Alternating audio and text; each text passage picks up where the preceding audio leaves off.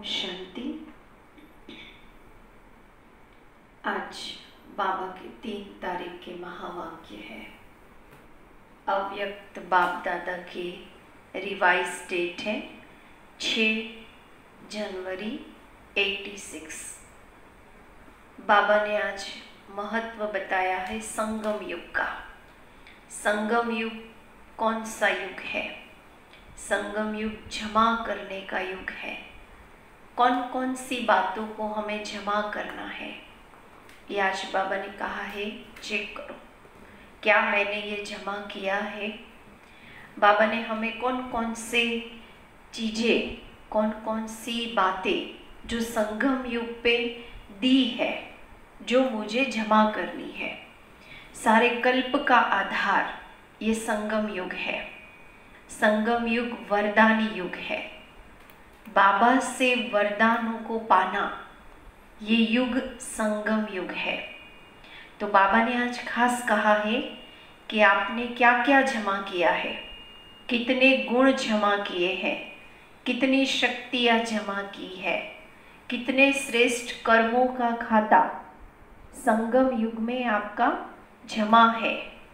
दूसरा बाबा ने कहा है चेक करो, श्रेष्ठ संबंधों का खाता मैंने कितना जमा किया है।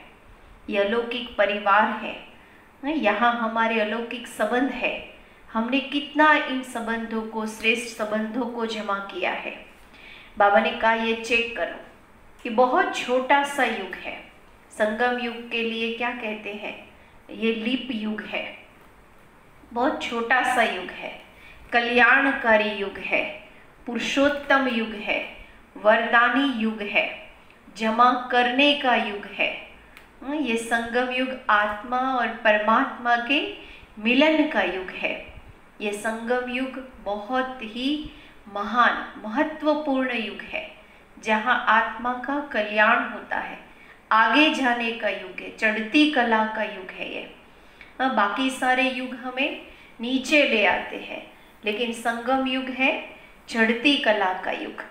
इसलिए आज बाबा ने कहा है खास चेक करो कि आपने इस संगम युग में अपने अंदर कितना जमा किया है।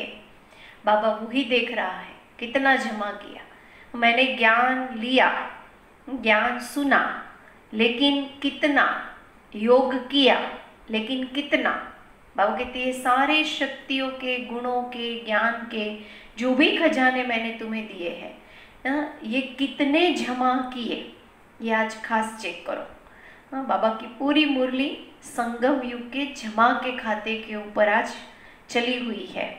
बाबा ने 86 में ये कहा था कितना जमा किया, चेक करो। आज तो कितने साल हो गए, तो हमें आज वो चेक करना है कि मैंने अपने अंदर ये कितना जमा किया है।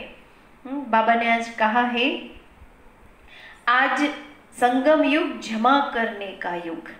आज सर्व बच्चों के तीनों काल को जानने वाले त्रिकालदर्शी बाप दादा सभी बच्चों के जमा का खाता देख रहे हैं। यह तो सभी जानते ही हो कि सारे कल्प में श्रेष्ठ खाता जमा करने का समय सिर्फ यही संगम युग है। छोटा सा युग, छोटी सी जीवन है, लेकिन इस युग, इस जीवन की विशेषता है जो अब ही जितना जमा करना चाहे वह कर सकते हैं।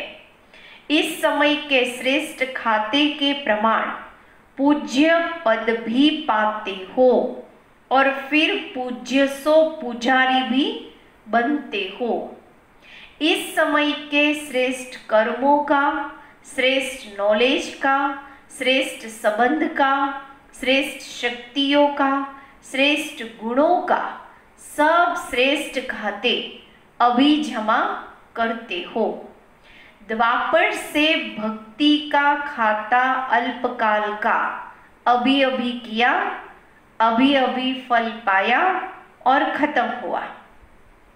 भक्ति का खाता अल्पकाल का इसलिए है क्योंकि अभी कमाया और अभी खाया। जमा करने का अविनाशी खाता जो जन्म जन्म चलता रहे, वह अविनाशी खाते जमा करने का अभी समय है। इसलिए इस श्रेष्ठ समय को पुरुषोत्तम युग या धर्माव युग कहा जाता है, परमात्मा अवतरण युग कहा जाता है। संगम युग के नाम आज बाबा ने बहुत सारे दिए, जमा करने का युग, और क्या कहा बाबा ने आज, छोटा सा युग, पूज्य पद प्राप्त कराने का युग, श्रेष्ठ समय पुरुषोत्तम युग, धर्माव युग है। बाबा ने आज कहा है परमात्मा अवतरण का ये युग है, डायरेक्ट बाप द्वारा प्राप्त शक्तियों का युग यही गाया हुआ है। इसी युग में ही बाप विधाता और वरदाता का पाठ बजाते हैं, इसलिए इस युग को वरदानी युग भी कहा जाता है। विधाता आकर के, वरदाता आकर के हम सबको वरदान देता है। कौन से समय पे? संगम युग पे। इस युग में स्नेह के कारण बाप भोले भंडारी बन जाते हैं, जो एक का पदम गुणा फल देते हैं। एक का पदम गुणा जमा होने का विशेष भाग्य अभी ही प्राप्त होता है, और युगों में जितना और उतना का हिसाब है।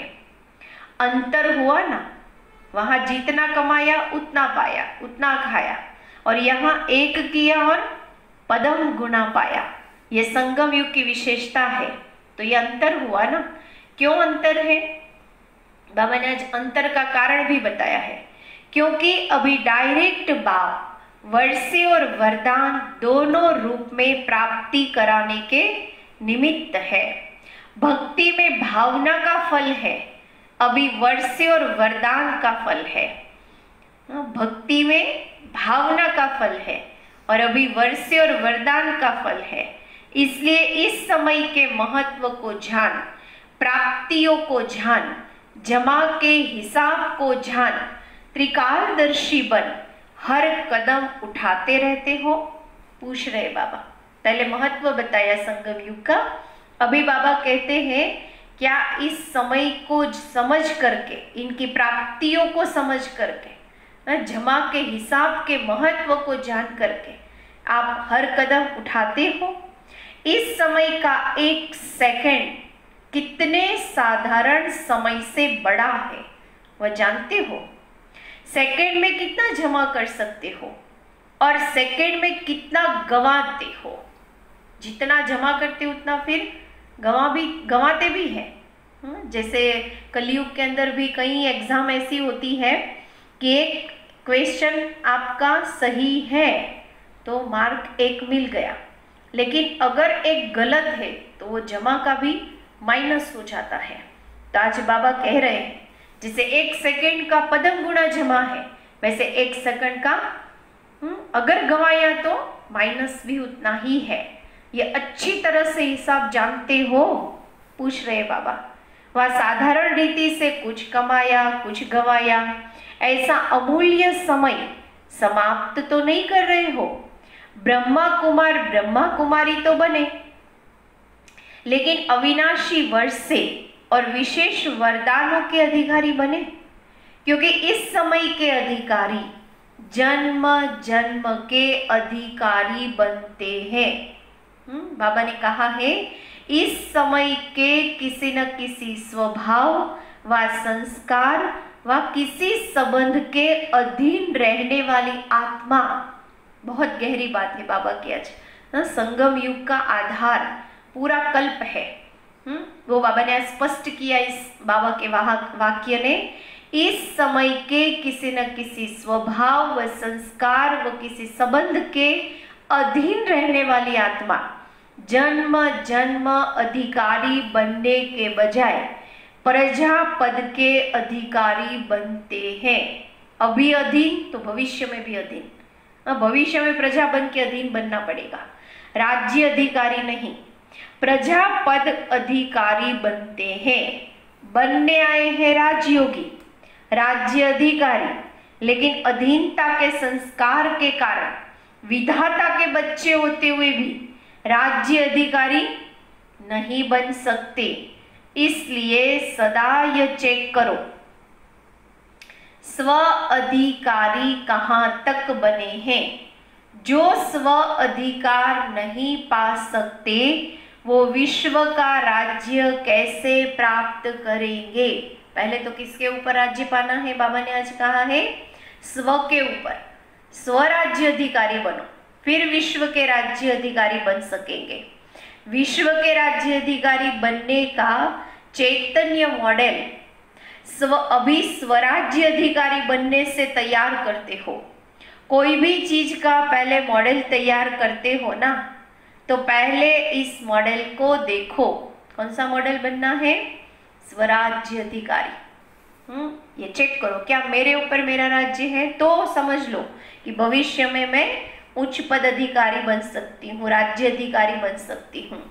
आज बाबा ने कहा है स्वराज्य अधिकारी अर्थात सर्व कर्मेंद्रियों रूपी प्रजा के राजा बनना।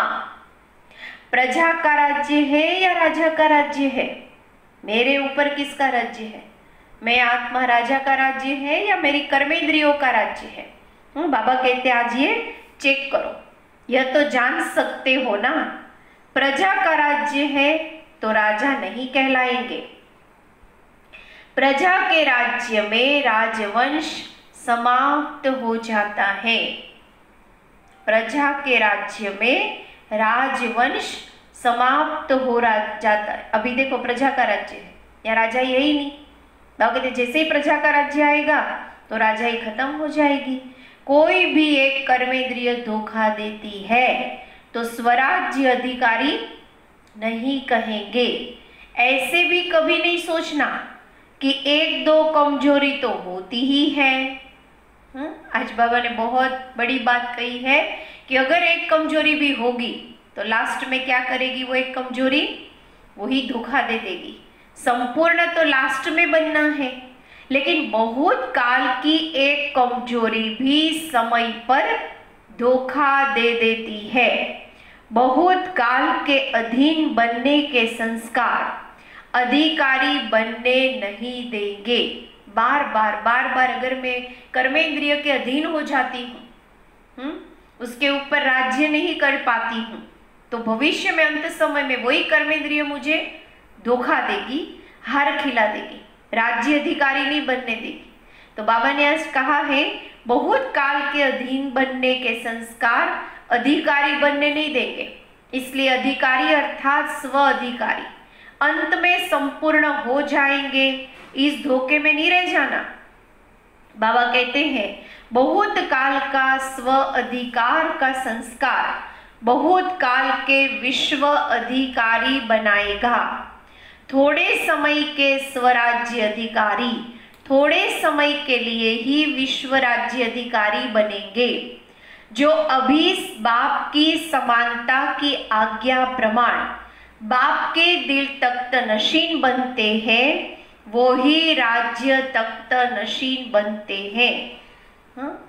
जितना बाप समान बनेंगे उतना बाप के दिल तख्त पे बैठ सकते हैं। जो बाप के दिल तख्त नशीन यहाँ बनेगा वो भविष्य राज्य तख्त नशीन बनेगा। इसलिए पहले तो मैं बाप समान, बाबा की आज्ञा प्रमाण, बाबा के दिल के तख्त पे बैठना है। बाप समान बनना अर्थात बाप के दिल तख्त नशीन बनना। जैसे ब्रह्मा बाप संपन्न और समान बने, ऐसे संपूर्ण और समान बनो। राज्य तख्त के अधिकारी बनो। किसी भी प्रकार के अलबेलेपन में अपना अधिकार का वर्षा व वरदान कम नहीं प्राप्त करना। अगर थोड़ा भी अलबेलेपन में चले गए और उसी घड़ी बाबा मुझे बहुत सारे वरदान देने आए, उसी घड़ी में वरदानों से वंचित हो जाऊंगी, क्योंकि उसी टाइम में वह अलबेलेपन में चली गई। तो बाबा ने कहा है किसी भी प्रकार का अलबेलापन अगर आया तो अपना अधिकार व अपना वर्षा कम हो जाएगा। इसलिए बाबा कहते हैं ऐसा नहीं करना। तो जमा का खाता चेक करो, नया वर्ष शुरू हुआ है ना, 86 की बाबा की जनवरी मास की मुरली है। बाबा कहते नया साल शुरू हुआ है ना, पिछला खाता चेक करो और नया खाता समय और बाप के वरदान से ज्यादा जमा करो।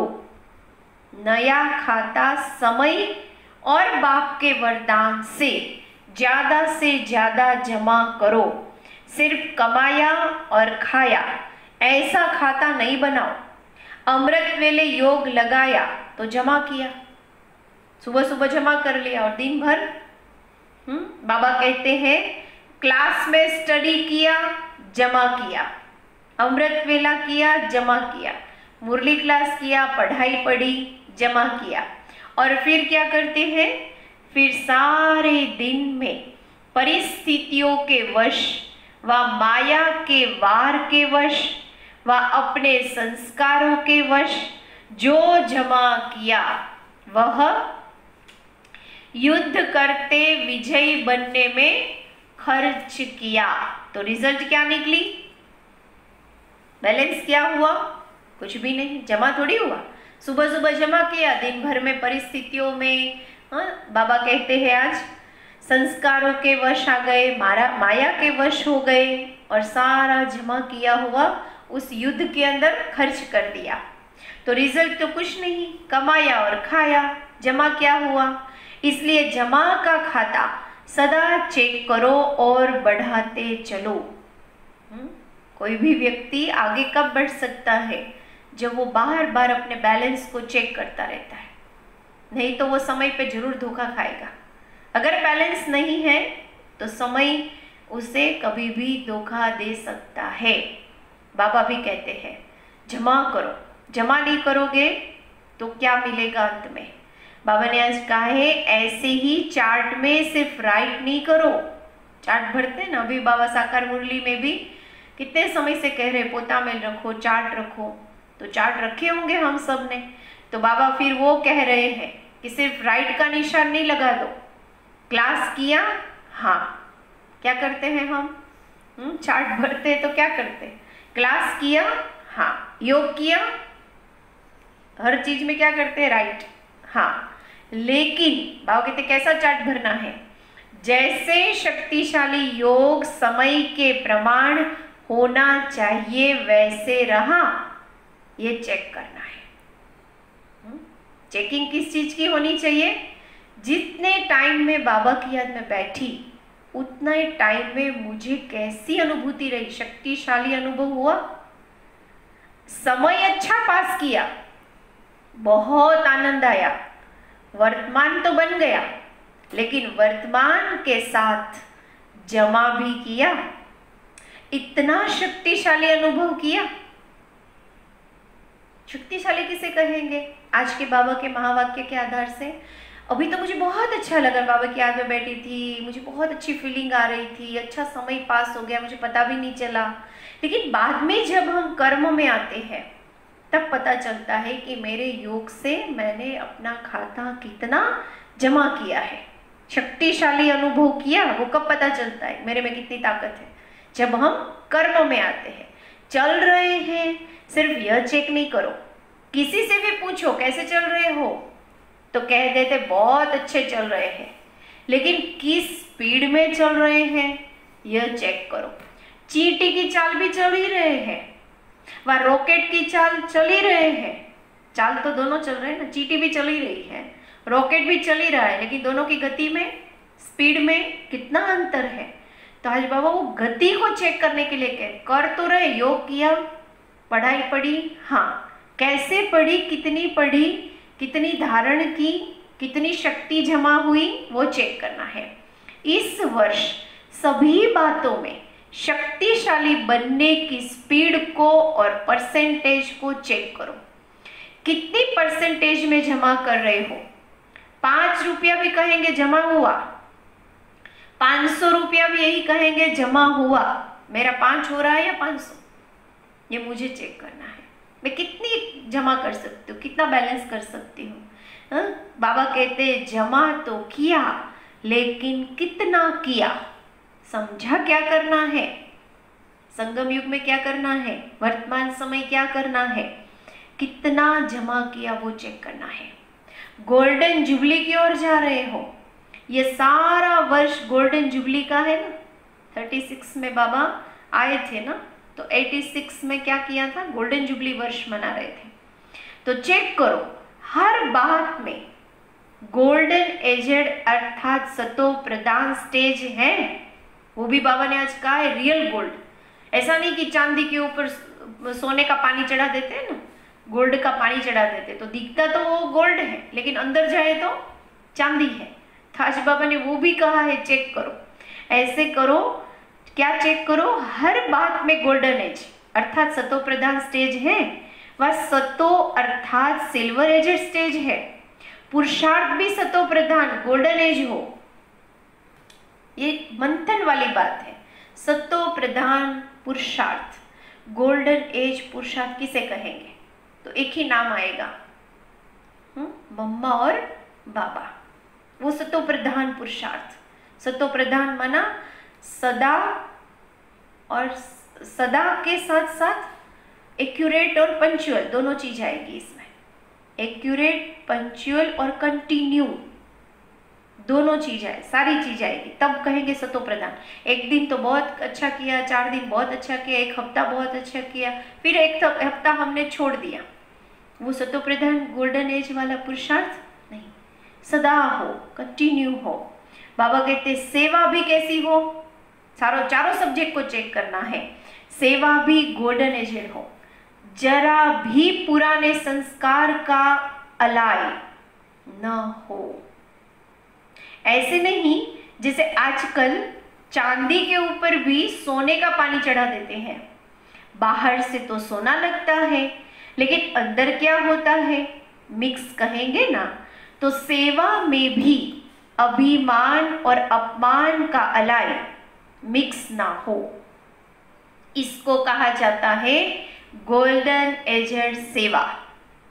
स्वभाव में भी, आगे सुनो बाबा, पहले क्या कहा, गोल्डन एजेड सेवा माना कुछ भी मिक्स नहीं। कौन सी चीज मिक्स नहीं, अभिमान और अपमान। दूसरा बाबा ने कहा स्वभाव में भी ईर्ष्या, सिद्ध और जिद का भाव न हो, यह है अलाई। इस अलाई को समाप्त कर गोल्डन एजेड स्वभाव वाले बनो। संस्कार में सदा हाजी, स्वभाव कैसा हो, न ईर्ष्या, न सिद्ध, न जिद का भाव, और संस्कार सदा हाजी। जैसा समय, जैसी सेवा, वैसे स्वयं को मोल्ड करना है, अर्थात रियल गोल्ड बनना है। जैसे वर्तमान समय है, हम क्या सेवा करेंगे, और हमें आदत पड़ी है सिर्फ वाचा सेवा करने की, और अभी समय आ गया है मनसा सेवा। और मनसा सेवा मन ही नहीं लगता, हम मनसा सेवा कर नहीं सकते। लेकिन बाबा कहते जैसा समय, जैसी परिस्थिति, वैसी सेवा करना, मोल्ड करना अपने को, वो ही रियल गोल्ड बनते हैं। मुझे मोल्ड होना है। दूसरा करे तो मैं करूं, यह जिद हो जाती है, यह रियल गोल्ड नहीं है। यह अलाई समाप्त कर गोल्डन एजेड बनो। संबंध में सदा, पहले क्या कहा बाबा ने, स्वभाव, फिर कहा संस्कार, अभी बाबा कह रहे हैं सेवा में संबंध। संबंध में सदा हर आत्मा के प्रति शुभ भावना, कल्याण की भावना हो, स्नेह की भावना हो, सहयोग की भावना हो।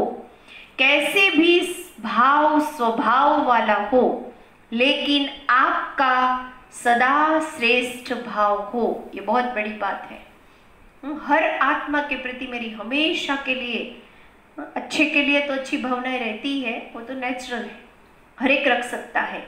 लेकिन बाबा ने तो आज कहा है कैसा भी भाव व स्वभाव वाला व्यक्ति हो, आत्मा हो, लेकिन आपका सदा श्रेष्ठ भाव हो। इन सब बातों में स्व परिवर्तन ही गोल्डन जुबली मनाना है। अलाई को जलाना अर्थात गोल्डन जुबली मनाना। रियल गोल्ड का कैसे बनाते हैं? कोई भी गोल्ड को प्योर करना हो तो क्या करते हैं? जलाते हैं, गलाते हैं, तब जाके वो रियल बनता है। बाबा कहते तुम्हें भी अपनी अलाई को जलाना है। कौन कौन सी अलाई बताई बाबा ने? पहली अलाई कहाँ की थी? बाबा ने कहा अपना पुरुषार्थ चेक करो, सतो प्रधान है। उसमें बाबा ने कहा अपने संस्कारों को चेक करो, अपने स्वभाव को चेक करो, अपने संबंधों को चेक करो, कैसा ईर्ष्या वाला, द्वेष, जीत, सिद्ध वाला। और दूसरा बाबा ने कहा संबंधों में श्रेष्ठ भावना, कैसे भी संस्कार वाली आत्मा हो उनके प्रति हमारी शुभ भावना, और हमारे जो स्वभाव है संस्कार में सदा हाजी, हर बात में हाजी कहना, ये संस्कार होना चाहिए। ये बहुत सारी बातें आज बाबा ने कही है। तब समझो कि हम गोल्डन जुबली मनाएंगे। समझा? वर्ष का आरंभ गोल्डन एज स्थिति से करो। सहज है ना?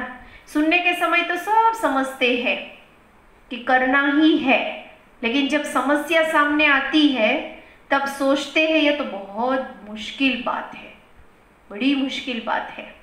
समस्या के समय स्वराज्य अधिकारीपन का अधिकार दिखाने का ही समय होता है। वार के समय ही विजयी बनना होता है। परीक्षा के समय ही नंबर लेने का समय होता है।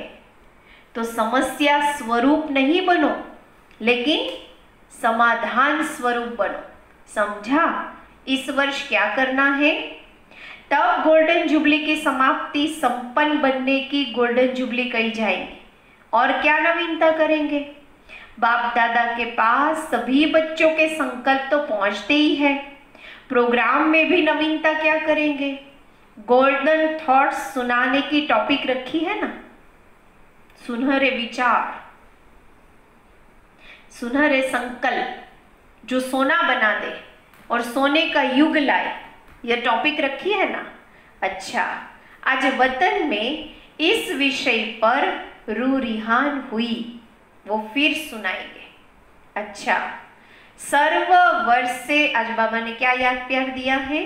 सर्व वर्षे और वरदान के डबल अधिकारी भाग्यवान आत्माओं को, सदा स्वराज्य अधिकारी श्रेष्ठ आत्माओं को, सदा स्वयं को गोल्डन एजर स्थिति में स्थित करने वाले रियल गोल्ड बच्चों को, सदा स्व परिवर्तन की लगन से विश्व परिवर्तन में आगे बढ़ने वाले विशेष आत्माओं को बाप दादा का याद प्यार और नमस्ते। आज बाबा के सामने मीटिंग में आए हुए डॉक्टर्स हैं, बाबा से मिल रहे हैं। बाबा ने आज उन्हें क्या कहा है? बाबा ने बहुत अच्छी अच्छी बातें आज डॉक्टर्स को कही है, कौन सी गोली, कौन सा इंजेक्शन देना है। बाबा ने कहा अपने श्रेष्ठ उमंग उत्साह द्वारा अनेक आत्माओं को सदा खुश बनाने की सेवा में लगे हुए हो ना। डॉक्टर्स का विशेष कार्य ही है हर आत्मा को खुशी देना। पहली दवाई ही कौन सी है? खुशी। खुशी आधी बीमारी को खत्म कर देती है। तो रूहानी डॉक्टर्स अर्थात खुशी की दवाई देने वाले, तो ऐसे डॉक्टर हो ना, एक बार भी खुशी की झलक आत्मा को अनुभव हो जाए तो वह आत्मा सदा खुशी की झलक से आगे उड़ती रहेगी। तो सभी को डबल लाइट बनाए उड़ाने वाले डॉक्टर्स होना, वह बेड से उठा देते हैं। वो डॉक्टर्स क्या करते हैं? पेशेंट को बेड से उठा देते हैं। बेड में सोने वाले पेशेंट को उठा देते, चला देते हैं। और आप, बाबा कहते हैं, आप पुरानी दुनिया से उठाए नई दुनिया में बिठा देते हो। ऐसा करना है डॉक्टर्स को, बाबा ने कहा है। ऐसे प्लान बनाए हैं ना, रूहानी इंस्ट्रूमेंट्स यूज करने का प्लान बनाया है।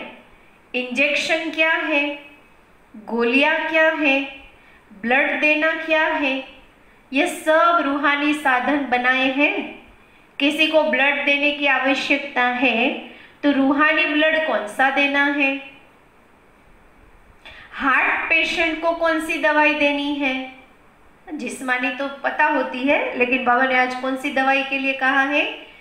रूहानी। हार्ट पेशेंट अर्थात दिल शिकस्त पेशेंट, तो रूहानी सामग्री चाहिए ना। जैसे वह नई नई इन्वेंशन करते हैं, वो साइंस के साधन से इन्वेंशन करते हैं, आप साइलेंस के साधनों से अल्पकाल के लिए निरोगी बना दो। वो अल्पकाल के लिए बनाते और हम सदाकाल के लिए निरोगी बनाएंगे। जैसे उनों के पास सारी लिस्ट है, यह इंस्ट्रूमेंट है, यह इंस्ट्रूमेंट है, ऐसी ही आपकी भी लिस्ट हो लंबी। हार्ट पेशेंट को कौन सी बातें सुनानी है और कौन सी हिम्मत देनी है, ये कौन सी गोली देनी है रूहानी, कौन सा रूहानी इंजेक्शन देना है, ये बाबा कहते हैं आपके पास लिस्ट होनी चाहिए। बाबा ने आज कहा है ऐसे डॉक्टर्स हो, एवर हेल्दी बनाने के इतने बढ़िया साधन हो, ऐसे ऑक्यूपेशन अपना बनाया है। सभी डॉक्टर्स ने अपने अपने स्थान पर ऐसा बोर्ड लगाया है एवर हेल्दी एवर वेल्दी बनने का।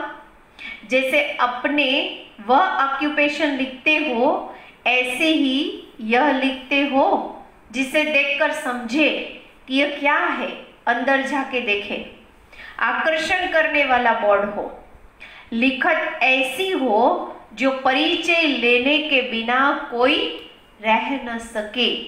वैसे बुलाने की आवश्यकता न हो, लेकिन स्वयं ही आपके आगे न चाहते भी पहुंच जाए, ऐसा बोर्ड हो। वह तो लिखते हैं MBBS फलाने फलाने, आप फिर कौन सा बोर्ड लगाओगे? बाबा कहते हैं आप ऐसा बोर्ड पर रूहानी ऑक्यूपेशन लिखो जिससे वह समझे कि यह स्थान जरूरी है। ऐसी अपनी रूहानी डिग्री बनाई है या वही डिग्रियां लिखते हो? आज बाबा ने कौन सी डिग्रियां लिखने के लिए कहा है डॉक्टर्स को? रूहानी डिग्रियां। हार्ट पेशेंट के लिए रूहानी ट्रीटमेंट, ऐसा कोई स्पेशल डॉक्टर बनना है। बाबा ने आज एग्जाम्पल देके भी कहा है। फिर किसी ने बाबा को पूछा है सेवा का श्रेष्ठ साधन क्या होना चाहिए, तो बाबा ने आज कहा है सेवा का सबसे तीखा साधन है समर्थ संकल्प से सेवा। सबसे स्पीड गति से, कम खर्च, समय भी कम, धन भी कम और शक्ति भी कम खर्च होती है और सेवा बहुत ज़्यादा कर सकते हैं। किससे? अपने समर्थ संकल्पों से। समर्थ संकल्प भी हो, बोल भी हो और कर्म भी हो, तीनों साथ साथ कार्य करें, यही शक्तिशाली साधन है। वाणी में आते हो तो शक्तिशाली संकल्प की परसेंटेज कम हो जाती है, या वह परसेंटेज होती है तो वाणी की शक्ति में फर्क पड़ जाता है। लेकिन नहीं, तीनों ही साथ साथ हो। जैसे कोई भी पेशेंट को एक ही साथ कोई नब्ज देखता है, कोई ऑपरेशन करता है, इकट्ठा करते हैं ना। नब्ज देखने वाला पीछे देखे और ऑपरेशन वाला पहले कर ले तो क्या होगा? इकट्ठा कितना कार्य चलता है, साथ साथ सब कुछ चलता है ना। सांस भी नहीं आ रही होगी, बीपी भी चेक हो रहा होगा, उसकी नब्ज भी देख रहे होते हैं, पल्स भी चेक कर रहे होते हैं। बाबा कहते सब कुछ साथ साथ चलता है ना। ऐसे ही रूहानियत के भी सेवा के साधन इकट्ठा साथ साथ चले। बाकी सेवा के प्लान बनाए हैं बहुत अच्छा, लेकिन ऐसा कोई साधन बनाओ जो सभी समझे कि हाँ ये रूहानी डॉक्टर सदा के लिए हेल्दी बनाने वाले हैं। ऐसा प्रूफ दो। बाबा कहते हैं कि वो ये कहे कि मैं सदा के लिए हेल्दी हो गई, मेरी ये बीमारी खत्म हो गई। अच्छा, पार्टियों से बाबा मिल रहे हैं। बाबा ने कहा जो अनेक बार विजयी आत्माएं हैं उनों की निशानी क्या होगी? बार बार हर बात में उसकी विजय होती है, कभी हार नहीं खाते माया से। उसकी निशानी क्या होगी, कैसे पता चलेगा कि आत्मा हमेशा की विजयी है? बाबा ने उनकी निशानी बताई है, उन्हें हर बात बहुत सहज और हल्की अनुभव होगी। जो कल्प कल्प की विजयी आत्माएं नहीं हैं, उन्हें छोटा सा कार्य भी मुश्किल अनुभव होगा। मैंने कल पहले भी ये किया था और इसमें मैं सक्सेस हुई थी, तो मुझे मुश्किल नहीं लगेगा। लेकिन जो कल्प कल्प की विजय नहीं होगी, उसे क्या होगा? हर कार्य मुश्किल अनुभव होगा। क्या कहेगा वो? सहज नहीं लगेगा। हर कार्य करने से पहले स्वयं को ऐसे अनुभव करेंगे जैसे यह कार्य हुआ ही पड़ा है। होगा या नहीं होगा ये क्वेश्चन नहीं उठेगा, हुआ ही पड़ा है। यह महसूसता सदा रहेगी। पता है सफलता है ही, विजयी है ही, ऐसे निश्चय बुद्धि होंगे। कोई भी बात नई नहीं लगेगी, बहुत पुरानी बात है। इसी स्मृति से स्वयं को आगे बढ़ाते रहेंगे। दूसरा बाबा ने आज कहा है, डबल लाइट बनने की निशानी क्या होगी? वो विजयी बनने की निशानी। उसे कोई कार्य मुश्किल नहीं लगेगा, वो सहज लगेगा, जैसे बहुत पहले भी किया था, हुआ ही पड़ा है, यह अनुभव होगा। और जो डबल लाइट रहते होंगे, वो डबल लाइट बनने की निशानी क्या होगी? बाबा ने आज कहा है, डबल लाइट आत्माएं सदा सहज उड़ती कला का अनुभव करती है। कभी रुकना और कभी उड़ना ऐसे नहीं, सदा उड़ती कला के अनुभवी। ऐसी डबल लाइट आत्माएं ही डबल ताज के अधिकारी बनती है। डबल लाइट रहने वाली आत्मा डबल ताज के अधिकारी बनती है। डबल लाइट वाले स्वतः ही ऊंची स्थिति का अनुभव करते हैं। कोई भी परिस्थिति आवे, याद रखो हम डबल लाइट है। बच्चे बन गए अर्थात हल्के बन गए, कोई भी बोझ नहीं उठा सकते। Double light. बाबा के बच्चे बन गए। अभी मैं बोझ उठाने वाली नहीं आत्मा हूँ, मैं हल्की आत्मा हूँ, डबल लाइट आत्मा हूँ। बाबा कहते हैं जो डबल लाइट होगी वो डबल ताज अधिकारी भी बनेगी। इससे सदा हल्के रहो, बोझ नहीं उठाओ। अच्छा, मीठे मीठे सिकिलधे बच्चों प्रति माता पिता बाप दादा का याद प्यार और गुड मॉर्निंग। रूहानी बाप की रूहानी बच्चों को नमस्ते। हम रूहानी बच्चों की रूहानी बाप को नमस्ते। शुक्रिया बाबा, शुक्रिया आपका, बहुत बहुत शुक्रिया। आज बाबा ने वरदान क्या दिया है? आज का वरदान है शुभ चिंतन और शुभ चिंतक स्थिति के अनुभव द्वारा ब्रह्मा बाप समान मास्टर दाता भव। शुभ चिंतन और शुभ चिंतक स्थिति के अनुभव द्वारा ब्रह्मा बाप समान मास्टर दाता भव। बाबा ने कहा है ब्रह्मा बाप समान मास्टर दाता बनने के लिए 3 बातें बाबा ने बताई है। ध्यान से आज का वरदान सुनेंगे। ब्रह्मा बाप समान मास्टर दाता बनने के लिए बाबा ने हमेशा सबको दिया। कोई बच्चा बाबा के पास जाता था तो वो ये नहीं कहता मुझे कुछ नहीं मिला, सबको सब कुछ मिलता रहता था। दाता थे बाबा। तो बाबा कहते तुम्हें भी मास्टर दाता बनना है, लेकिन उसके लिए 3 बातें। दाता बनने के लिए ईर्ष्या, घृणा और क्रिटिसाइज, इन 3 बातों से मुक्त रहकर सर्व के प्रति शुभ चिंतक बनो और शुभ चिंतन स्थिति का अनुभव करो। क्योंकि जिसमें ईर्ष्या की अग्नि होती है वे स्वयं जलते हैं। ईर्ष्या की अग्नि वाले स्वयं जलते हैं, दूसरों को परेशान करते हैं। घृणा वाले खुद भी गिरते हैं और दूसरे को भी गिराते हैं। और तीसरा कौन सा है? हंसी में भी क्रिटिसाइज करने वाले आत्मा को हिम्मतहीन बनाकर दुखी करते हैं।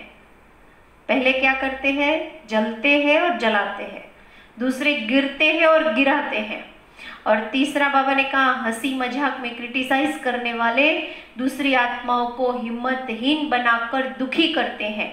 इसलिए इन तीनों बातों से मुक्त रह शुभचिंतक स्थिति के अनुभव द्वारा दाता के बच्चे मास्टर दाता बनो। ब्रह्मा बाप समान मास्टर दाता बनो। तीनों बातों से हो, ईर्ष्या, घृणा और क्रिटिसाइज, ये तीनों नहीं होना चाहिए। आज बाबा ने खास ये कहा है। स्लोगन है मन, बुद्धि और संस्कारों पर संपूर्ण राज्य करने वाले स्वराज्य अधिकारी बनो। मन, बुद्धि और संस्कारों पर संपूर्ण राज्य करने वाले स्वराज्य अधिकारी बनो। ये आज बाबा ने जो मुरली थी स्वराज्य अधिकारी बनो, उसके ऊपर से बाबा ने स्लोगन भी दिया है।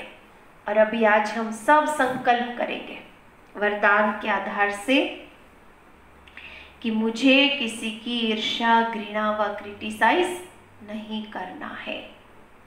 मुझे सबको शक्तिशाली बनाना है, हिम्मतहीन नहीं बनाना, गिराना नहीं, जलाना नहीं, सबको ऊंचा उठाना है। ये संकल्प आज हम सब बाबा के सामने करेंगे। और संगम युग के महत्व को समझकर, संगम युग कौन सा युग है उसके महत्व को समझकर हम क्या करेंगे, उस समय को सफल करेंगे।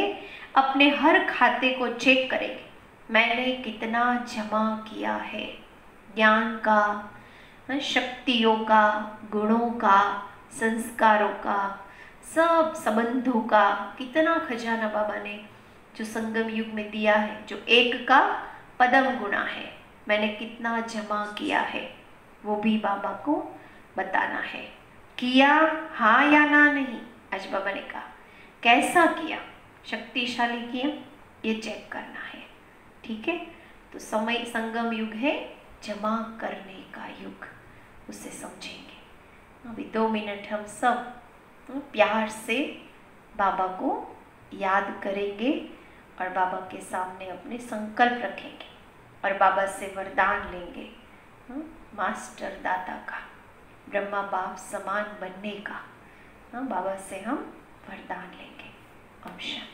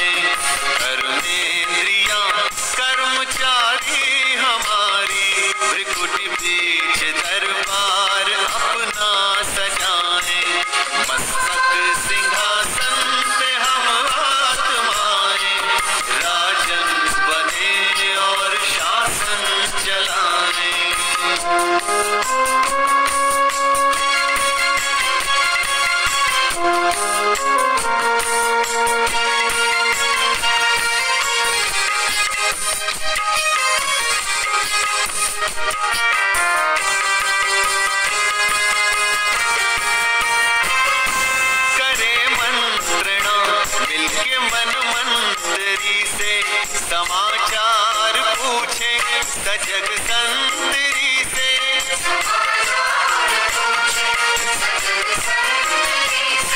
बड़ी सावधानी से इस राजधानी को माया की छाया से पल पल बचाएं। मस्तक सिंहासन पे हम आत्माएं राजन बने और शासन जलाएं,